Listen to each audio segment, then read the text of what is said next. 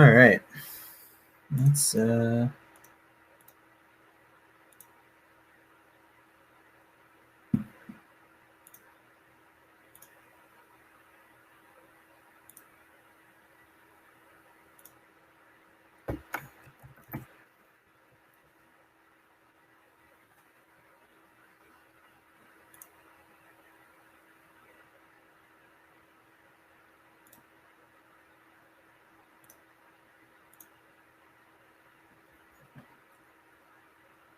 hello, everybody.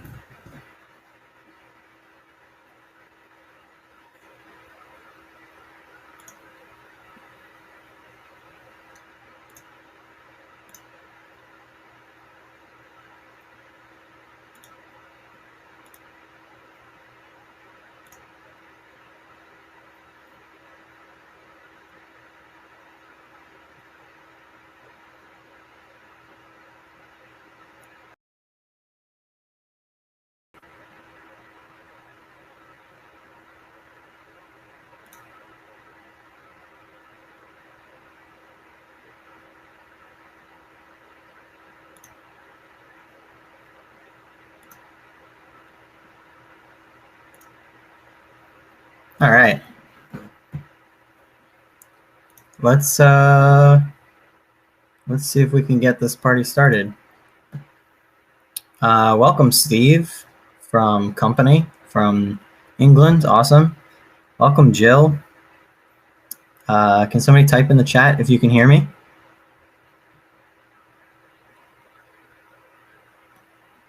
Plus, I can hear you. Awesome. Thank you, Steve. Appreciate that. It's always good to just take a little test here. All right, so hopefully the audio is a little better than the last one. I got a headset on this time, so let's see what we can do with that.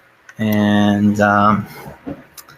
yeah, so welcome to our Using Maker Vaults workshop, everybody. Thank you for coming. It looks like we have 4 people inside and about 50 that have signed up for this. So maybe some more people will join as we get going. And as always, the video will be online for everybody afterwards to check that out. So I am going to share my screen. We're going to get going. And if at any time you want me to stop or you have any questions, just feel free to check out the live chat, and I will be going back to that to make sure everybody can ask their questions. Great. So I am going to share my screen, and and we are going to share our slides, and we're going to present them. So hopefully, yep, all right, we got slides up right now. So let's go up to the top here. So welcome to our Maker Vaults workshop. We're going to learn how to use Maker Vaults to leverage ETH, and specifically how to use the Maker Vault blocks on FuruCombo. So let's start with a quick poll to see who's awake. Yes or no? Yes, you have used FuruCombo. Who's a FuruCombo user? So we have about two-thirds of the people in here say, yes, I've used FuruCombo, and a few say, no, I haven't used that. So FuruCombo is a really cool website that lets us drag little blocks around to make DeFi combinations. So we can do token swaps and open Maker Vaults and things like that through FuruCombo, and they have a very beautiful UI, and they're supporting the content that I'm making. So I'm glad that the majority of people are using that. That's really cool. Let's get into it a little bit. First, this isn't financial advice. This is just explaining how a protocol works. I believe a more open, fair, and transparent financial system would be better for everybody. So let's just explain how things work and make sure everybody's on the same playing field. If you want to follow along with our slides, this is a link to the slides. We're going to use Maker Vaults, and some of the screenshots are from the Oasis app, which is their official app. FuruCombo.app is where you can find FuruCombo, and my Twitter handle is CupOJoseph. Great, so a little bit about me first. I've done my background's in computer science at GW University. I've been working in crypto for several years for Consensus, Gitcoin, Airbus, and on several different projects. And right now I'm working on a non-fungible token chess app, which is at niftychess.com. So the first thing to understand when we're going to use Maker Vaults is what can we do with them, and what is a Maker Vault? So let's start there. First, the first thing to know is that there's a token called DAI, D-A-I, and one DAI token is always equal to $1. It's always equal to $1. So this is a decentralized stable coin. So it's called a stable coin because it's always stable at $1. So pretty simple there. Hopefully you've heard of DAI before. And if not, welcome. I hope this is a really good intro to you. So Maker has created this token called DAI, and it's been stable to $1 for several years. So we can say, oh, well, we don't know if it's 100% going to be stable in the future, but it has been for several years. So it's a pretty good assumption, in my opinion, that DAI will continue to equal $1. So to get DAI, there's a couple different ways we can do it. We can go on Uniswap and swap ETH or some other token for DAI, or we can buy it on a centralized exchange, or we can create new DAI. And to create new DAI, we can use a Maker Vault. And that new DAI is actually loaned.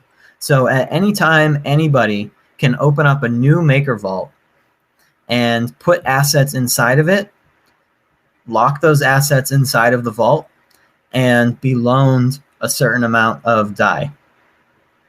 So every vault that you create gets a specific number. That's the ID of that vault. It's just whatever number vault was created next. And when you open a new vault, it always belongs to you. So you're the only one that can go into it, and you're the only one that can take DAI out of it. And when you want to close it and pay back your loan, then it's gone. So you never, if you open a Maker Vault, one thing to note, you never have to worry about somebody else going into it or messing with it. And this entire process is completely decentralized on Ethereum. So there's no administrator from the Maker Bank, which doesn't exist, that can just go in and decide what your account balance is in this vault, compared to a centralized bank account where the bank really controls how much money is in your account. So you open your vault, you open a new vault because you want $1 DAI, and you put assets in, and you get loans DAI out.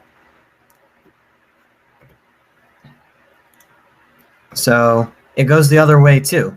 So we have these maker vaults that we open, and whenever we want, we can go to our individual maker vaults. You can't go to someone else's, and we can pay back our loans DAI and get our assets out at any time that we want. So if I put some assets in, I get my loan of DAI, I'm allowed to immediately completely repay that DAI loan and get all of my assets back if I want. So why is the asset arrow bigger? Does anybody have an idea for that? Why is the asset arrow bigger than the loan DAI arrow? When we're interacting with our vault, why would that be larger? Anybody want to answer that in the chat? LTV, lifetime value. Maybe. Collateral should be bigger than borrowed money. Loan to value. Yeah, that's right. Yeah, Jill, you totally got that. So the amount of collateral, that's means the assets that we're putting in to get our loan, is always going to be greater than the amount of DAI that we take out in value. So if you're going to go get a loan to buy a house, you're going to put some percentage down, maybe 5%, 10%, 20% down on your mortgage, and then get a loan for the rest of it from the bank. And that's great because you only put a little bit of money down and you get a lot back. But DAI loans don't work like that. We want to put more assets down than DAI, than we're actually getting out from our loan, which is kind of a new paradigm and a little different than what you might be used to when you're thinking about loans. So let's break that down a little bit. Why would we want to do that? So let's go and explain the debt for a little bit here. So I think Jill said collateral, right? So what does that mean? So there's this term over collateralized debt. So every loan in the maker vault is over collateralized, which means the amount of collateral is greater than the amount of debt. So if I put 2 ETH in right now, that's like $3,600-ish. I can mint available to generate 2,400 DAI, as you see down in the right here. And this is a screenshot of using the new vault cube on FuruCombo, which just lets you put in how much of the token you want to put in as collateral and how much DAI you're going to mint as your loan. So the value that we're putting in collateral is always more than the DAI. We can do this manually on Oasis app, and we can do it a little bit easier with a nicer UI, but a little bit less data giving back to us on FuruCombo using their cubes. So there's a couple things of information here when we create a vault. We have the input, that's the collateral we're putting down, the output, which is the amount of DAI debt that we're taking out. And there's a couple things underneath here. Available to generate is how much DAI total we could take out. And the collateralization ratio is the ratio of the value of ETH that we're putting in to the value of DAI that we're getting out. So in this example, 2 ETH minting 2,000 DAI has a ratio of 180%. So I'm putting 180% more ETH in terms of value in than I'm getting out. But there's a drop down here in the input. We don't have to use ETH. We can use a lot of different tokens and all different kinds of things to be our collateral. So next question is, why would we want to pay $1.50 to borrow $1? Why would we ever want to put more into this vault and lock it in there and get less out? Doesn't that leave us with less money at the end of the day? Does anyone have an answer for that? Because we own 2 assets at once. Yeah, I mean that could be it. Maybe we want to have some stable coin, and this is an easy way to get it. Margin. Yeah, that's what we're here to talk about. We want a margin on ETH. We want to leverage it. That's what the name of this talk is called, how to leverage ETH. So let's talk about what that means a little bit. after we learn a little bit more about what's going on with these vaults. So just a quick screenshot from the Oasis app. Like I said, there's lots of different things you can put in to your Maker Vault and mint DAI out. And the liquidity ratio and stability fees that you're going to pay are different.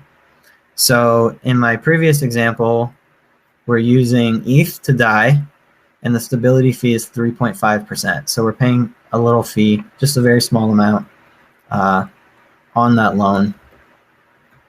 And our liquidity ratio, which in our example is 180%, is 150% minimum. So if I want to open a vault, what type of vault do I want to open? In ETH A, or ETH A is just, it's just a designator. A is just the order.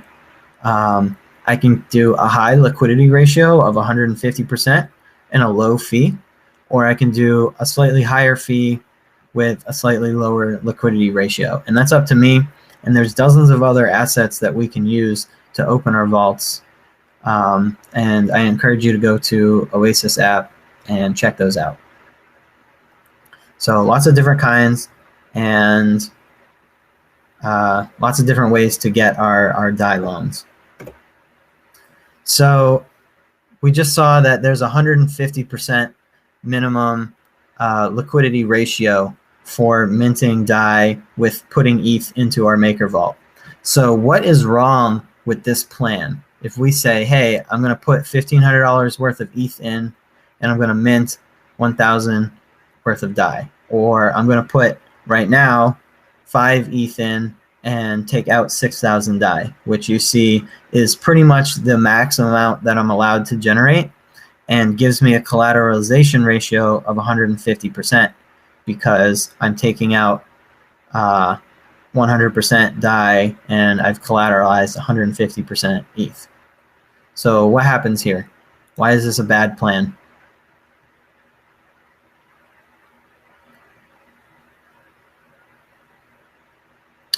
Yes, Julius, I'm going to give you a step-by-step at the end, and we're going to go through some very specific examples. And also, I'm going to share the combo link for how you can do this in one step, if you'd like. Andrew says we need a buffer. Yeah, so what happens if ETH goes down a little bit? We need a buffer. So let's go up to this again. What is this liq fee? That's the liquidity fee. That's what you're going to pay if you get liquidized. And if your liquidation ratio falls below 150%, then your vault is going to be closed by somebody else, and you're going to pay a 13% fee. So you always have to have at least 150% collateral. You have to, always. And so in our example here, if we mint exactly 150.01%, if the price of ETH goes down 0.01%, then the amount of value we have locked in our Maker Vault will be less than 150, and that's not allowed, and that will cause us loss of funds and lots of problems. So we always have to be aware of what this collateralization ratio is and make sure that we have a buffer and actually put in more than 150% of the value of ETH than the amount of DAI we're going to mint. So this is how we avoid liquidation. This is just another screenshot from Oasis. And when you open a vault, it will tell you, even if you open it on FuruCombo, you can always come back to Oasis and say, okay, what's my liquidation price and my collateralization ratio? In one of the vaults that I have open right now, my liquidation price is 684 USD. So what that means is I'm not going to have any losses in my vault until the price of ETH goes down to the price of ETH goes down to $684 each. So that is personally, I think, unlikely to happen while I'm asleep because the price of ETH is high right now. So I have a very good buffer between the current price of ETH and the price where I get liquidated and where I reach that 150% ratio. And it also tells you your current collateralization ratio, which I definitely suggest you keep at, well above 200, just for safety, or whatever you're comfortable with. All right. Do I have any questions about this so far? Why not use a stable coin instead and never worry about volatility? Sure, yeah, you can do that. You can totally do that. But I think the price of the ETH in my vault is going to go up. And if you are putting in, like, for example, in our chart here, one of the options for opening a vault is USDC, which is another stable coin pegged to $1 US dollar coin. You're still going to pay this stability fee, right? Or get slightly less DAI than you originally put into it. But if the price of ETH goes up, the stable coin in your vault didn't go up. So you can hold stable coins like that, but then you're not exposed to the price of ETH as you could have been. I hope that answers your question.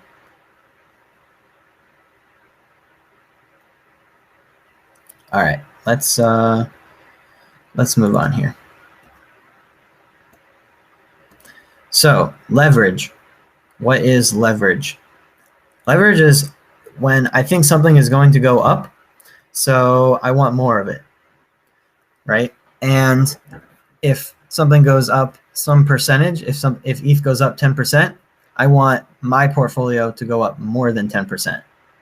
I want to be leveraged on ETH because I believe in it, is something that you could say. So here is a combo on FuruCombo that does two things. First, it opens up a maker vault and mints 2,000 DAI. And second, it swaps 2,000 DAI for some ETH. So before, at the beginning of this combo, I had 2 ETH.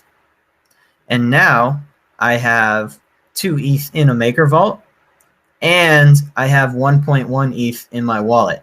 So really, I am the owner of 3.1 ETH. And that's more. So when the price of ETH goes up, I will gain even more. I will capture even more value. However, if the price of ETH goes down, I'll lose even more value because I'm now leveraged on ETH. So let's take a second here. And are there any questions about this combo? And we're going to break this down further, how we're getting this leverage and what it means.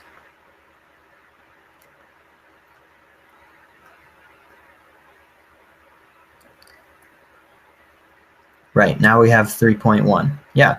So here's the question. What happens if the price of ETH doubles in this scenario? How much more value did I capture?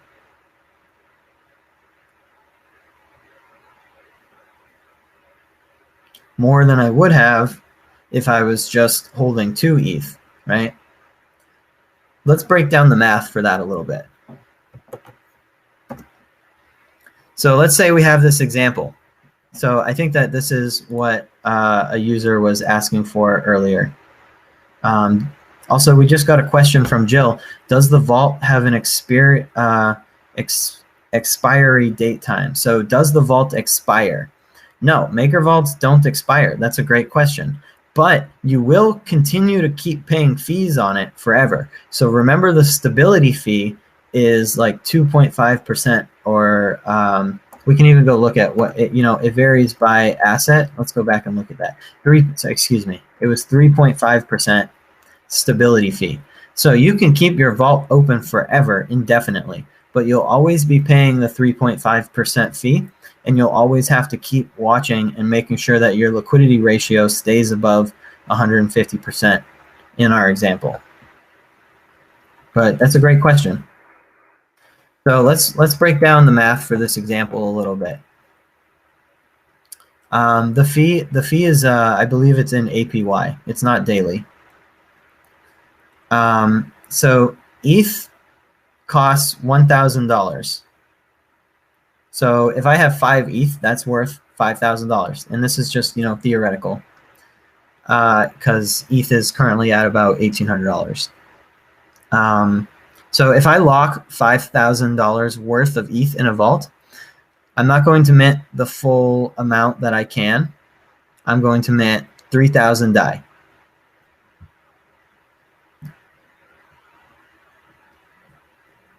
So now I have 5 ETH in a vault, and I have 3,000 DAI in my wallet. I'll immediately swap 3,000 DAI for 3 ETH. And we just got another question from Julius. Can someone operate Maker with Flash Loan on FuruCombo? That's a great idea. Let's go to that at the end. And yes, you can use Maker Vaults. You can close Maker Vaults with Flash Loans, but you cannot open them because the value is locked inside of the Maker Vault, and you have to pay your Flash Loan back immediately. So you can close vaults with Flash Loans, but you can't open them. So let's go back to our example and let's finish this, and then we'll do more questions. So we lock 5 ETH in, we mint 3,000 DAI. We swap 3,000 DAI for 3 ETH. So I have $3,000 worth of ETH in my wallet and $5,000 worth of ETH in my vault. If the price of ETH goes up to $1,500 in our example, how much do we have in our wallet? Well, then we have $4,500 in our wallet because we have 3 ETH. And it only takes 3,000 DAI to pay back our loan. So remember, when we're minting DAI out of our Maker Vault, that's a loan. We, as the creator of that vault, can pay back that loan at any time. So if I decide, hey, the price of ETH has gone up and I'm feeling pretty good about it, I can pay back that loan whenever I want. And if the price of ETH has gone up, then the amount of ETH I need to swap into DAI and pay back my loan has decreased. So if the price of ETH goes up to $1,500 in our example, it only takes me 2 ETH to pay back my $3,000 loan, and I'm left over with 1. So I got 3 ETH from my initial swap, and it only cost me 2 to pay back the loan. And as soon as my loan is paid back, I get the full amount, the full 5 ETH that I locked into my Maker Vault back. So now I have 1 ETH from the leftover, and I have the 5 ETH from my vault. I just created 1 new ETH because now I have 6 at the very end. So instead of just sitting on my ETH and gaining money because the price of ETH went up by $500, I also gained the amount of ETH that I have. So it's kind of double. I gained $2,500 in value of the ETH, of my ETH, because it was 1,000, and then I had 5, and now it's 1,500. So I gained $2,500, but also I got another ETH, so I made another 1,500. So that's really good. That's what we're talking about when we say leverage, is when the price goes up, I'm not only gaining the amount of value for the ETH that I have, I'm gaining the actual asset as well. And to go back to your question, Julius, in this scenario, I don't have to do the swap, the second swap for 2 ETH to 3,000 DAI. I don't have to do that. I can use a Flash loan and borrow 3,000 DAI and pay back my loan first, and then swap my 5 ETH once it's unlocked into DAI to pay back my Flash loan. And if this is confusing, if you don't know what a Flash loan is, don't worry about it, because that's not what we're here to talk about today. The thing to understand here is that when the price goes up, you're actually gaining the asset as well as the asset appreciating in value. So let's take a look at the other side of this example. Uh-oh, the price of ETH went down. What are we gonna do? Well, maybe I'm not feeling so good about my maker vault and the collateralization ratio, and I've decided that I want to close my vault because I'm losing money. In the same example, we had 3 ETH after locking and swapping. The price went down to $750 each, and now it costs us 4 ETH to swap for DAI and pay back our loan. So the amount of ETH that we have to put in to pay back our loan has increased. So it cost me 4. I got 3 ETH out. It cost me 4 to close my vault. And 5 ETH is unlocked. So I just lost 1 ETH. So the price had to go up $500 for me to gain 1 ETH, and it had to go down $250 for me to lose 1 ETH. So the leverage here is not even, and that's because there's that 50% collateral, 150% collateralization ratio, because I have to put in more than I'm taking out.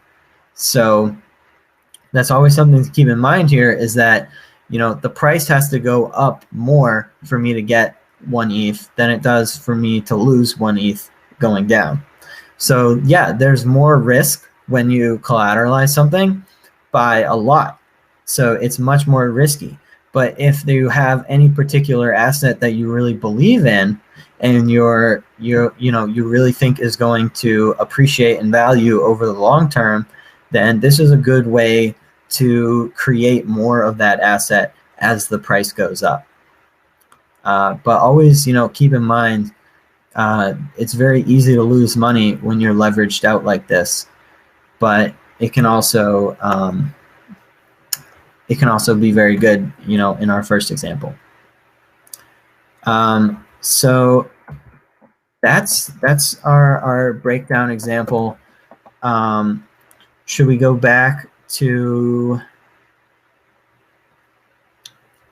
Julius, who asked, can we have a step-by-step guide in document form? Does this help you? Is this what you were hoping for? We also just got a question from Liam. Is it better to use Maker for these type of loans or Aave? I recently pull up collateral on Aave. Yeah, Aave has collateral loans like this too, and so does Compound Finance. And there's different ways that you can do loans, and you can recollateralize and things. But the Maker Vault is really nice because it's always in DAI, and so you can always say, this is the dollar amount equal to US dollars that it cost me to pay back my vault.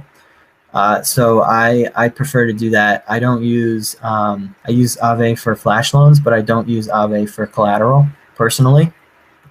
And yeah, I hope that answers your question. So we got another question from Jill.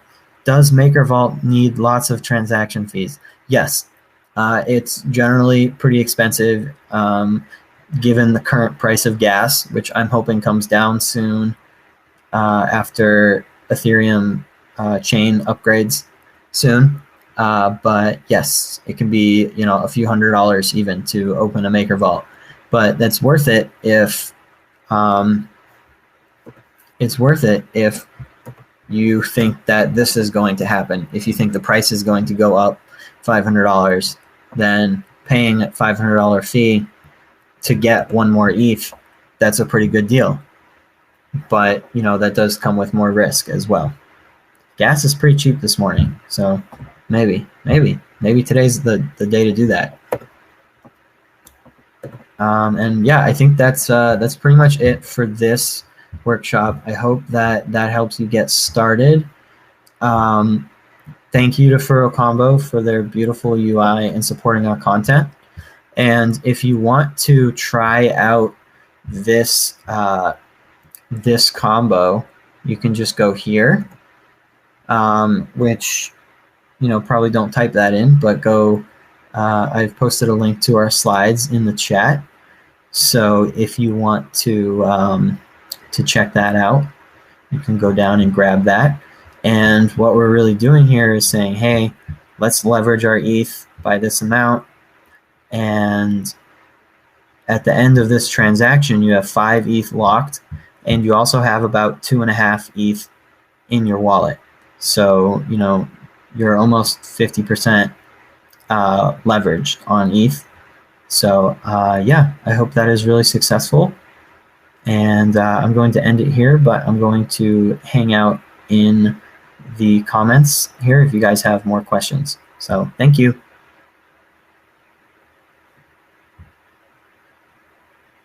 And yeah, that's the end of our recording for the workshop. This will be on YouTube.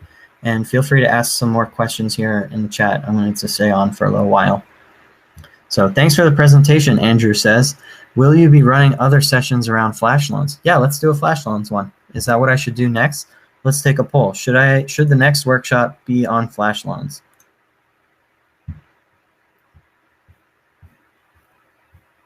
%, say yes, I should do the next workshop on making flash loans. Okay, wow. Steve says, many thanks. This was a great intro. Thanks, Steve. I appreciate you coming.